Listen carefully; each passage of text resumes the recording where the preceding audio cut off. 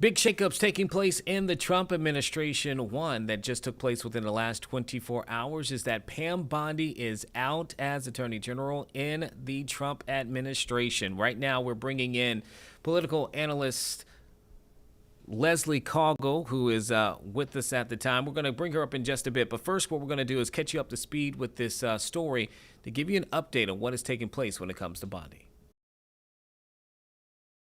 Today, the nation's top law enforcement official is out. President Trump announcing Pam Bondi will no longer serve as Attorney General, writing in part, quote, "We love Pam, and she will be transitioning to a much-needed and important new job in the private sector." The two were seen together just yesterday, attending the Supreme Court's oral arguments when the president called her his friend. Attorney General Pam, my friend Pam Bondi. Hi, Pam.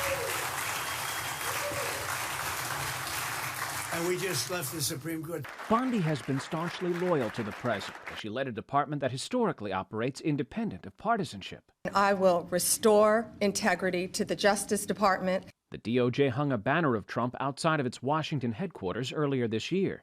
It's been a tumultuous year for the Attorney General. Her handling of the Epstein files has been widely criticized, even by swaths of the MAGA movement, leading to this infamous response during a congressional hearing earlier this year. None of them ask Merrick Garland over the last 4 years one word about Jeffrey Epstein. How ironic is that? You know why?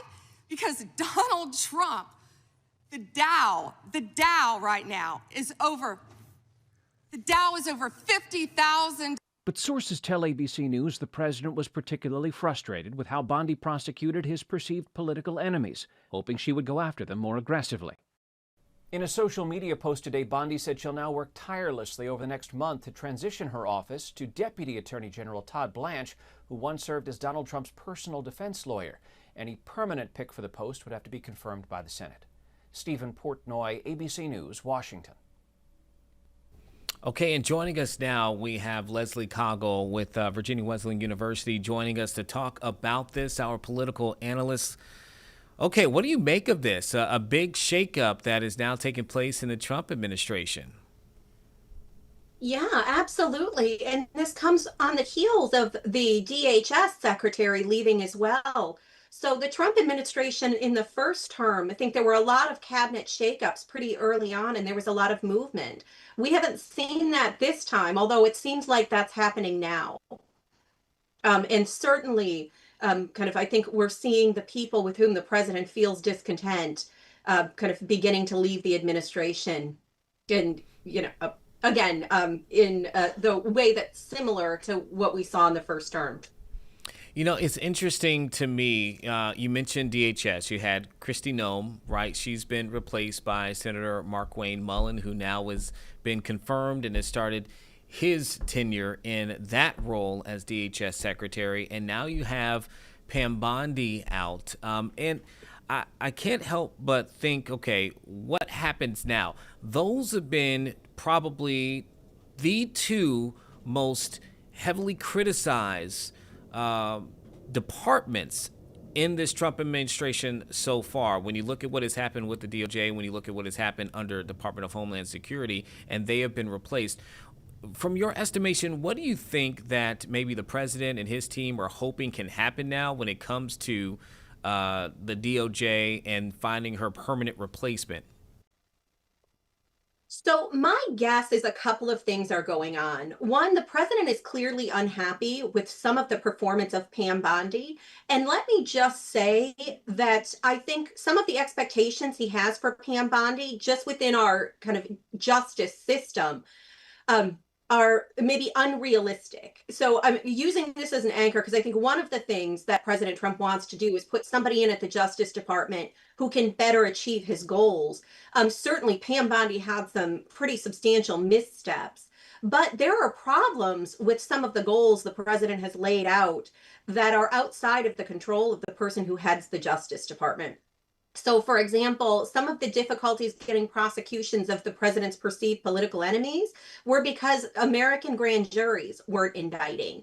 the individuals like James Comey who are being kind of attempted to be prosecuted. So I think the president probably wants somebody who can do Pam Bondi's job better than Pam Bondi. But I don't know necessarily that we're going to see him be able to achieve that goal. And I wonder if also people in his president's team are looking around and saying there's a lot that doesn't seem to be really going well for the administration right now, to the extent that you want to change the news cycle. Starting to get rid of cabinet secretaries that aren't in line with what you're trying to do or you don't think are performing well is probably a good way of getting some of these other stories like the partial government shutdown off the table. And I would note there was a way to fire Pam Bondi that was a little less humiliating to Pam Bondi than the way this was done. You could have announced it on a Friday before a holiday. It likely wouldn't have gotten as much news coverage. The way this was done yesterday, I think, ensured that it was going to get a lot of attention, it was going to get a lot of time, and it was going to get a lot of focus. So that makes me think part of the intent here was to do that, to kind of provide a distraction from some of these other stories that just haven't been as good for the administration.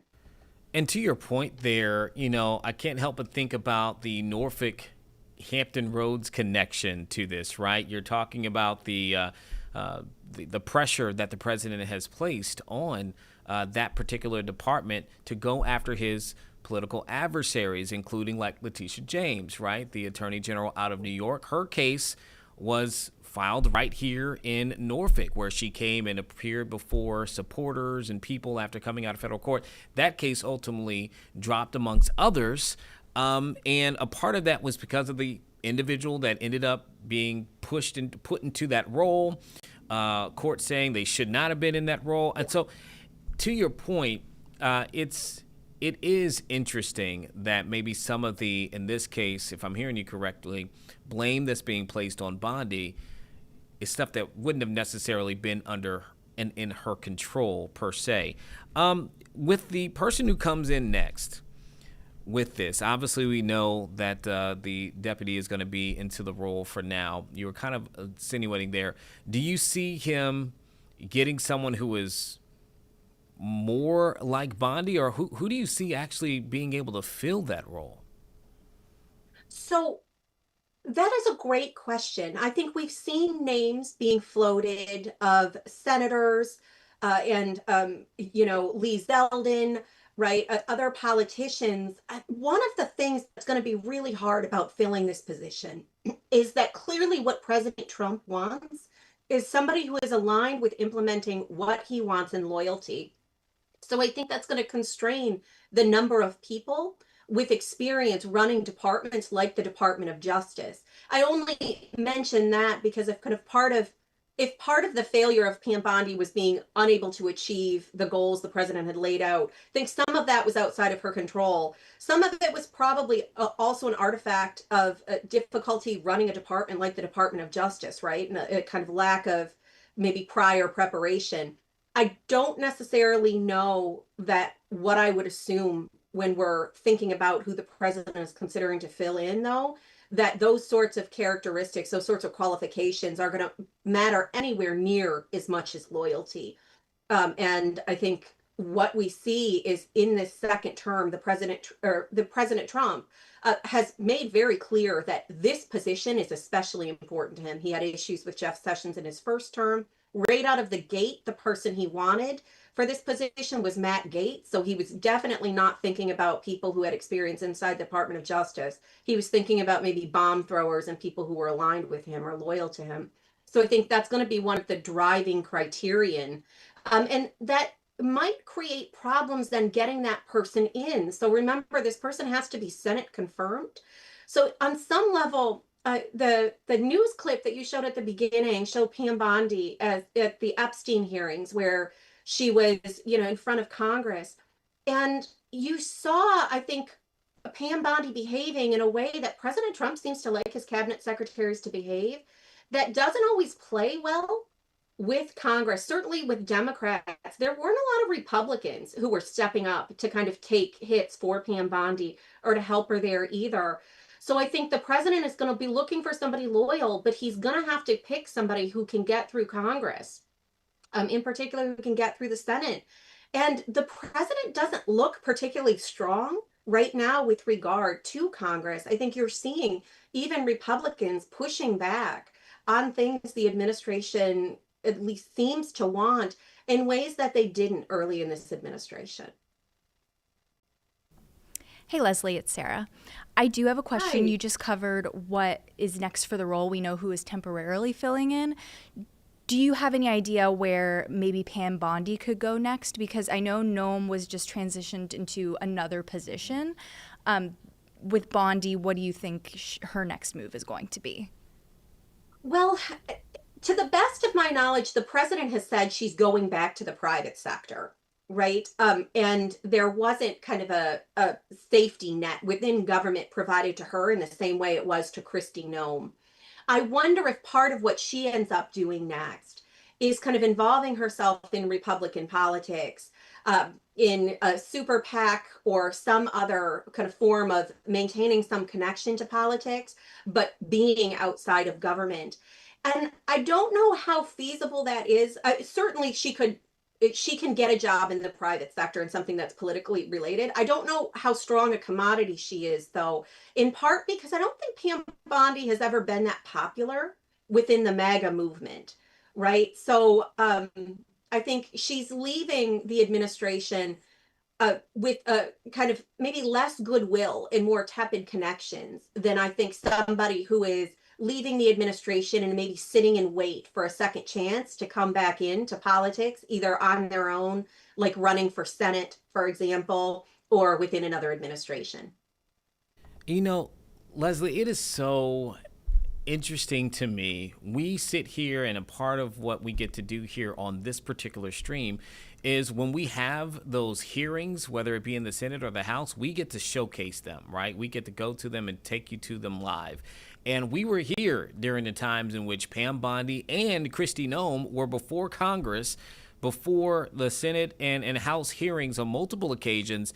And when it came to defending the president, they were fierce. It did not matter what was thrown at them. They were almost at times to the point, not even at times and almost, they would be confrontational with the particularly Democrats who questioned them in many cases, because they were so loyal in defending the president. And here we have a situation where that didn't appear to be a factor in keeping them on board. And what does that tell you? Because you just said whoever's going to be in there is going to be loyal to the president. But it can't just be that, because I don't know if you can find two people who are more publicly, at least when called to the fire, defensive of the president. Eugene, that is such a great point and an interesting one. I'm going to push back a little bit, though, because I think it is very clear at this point that for the president and to work in his administration, one of the deals that you kind of make, part of what you sign up for, is that loyalty runs one way. And this is particularly true for people like Pam Bondi or Kristi Noem, who I don't mean this to denigrate what they had done in politics before, right? They clearly weren't just people off the street, but the president raised them up to positions that other Republican politicians probably wouldn't have selected them for. They wouldn't have even been on the short list for. So I think they gave the president real loyalty, but when it became expedient for him to get rid of them, or an asset to get rid of them, he certainly did it. And again, as I noted, there are ways to do this where it would have been, a little less humiliating, particularly for Bondi. Somebody leaked that she begged for her job to the administration. That sort of stuff kind of coming out as quickly as it did, it very much seemed like that loyalty does run one way. And for people, and the reason I bring up the fact that they probably don't have independent power bases or wouldn't have gotten these jobs in other administrations, is it makes it easier for them to kind of cut, or for the president to cut them. In some ways, another secretary who's generated a lot of controversy is Secretary Kennedy, right? Robert Kennedy Jr. But if you fired Robert Kennedy Jr. right now, there would be a lot of people within the MAGA movement that would be upset.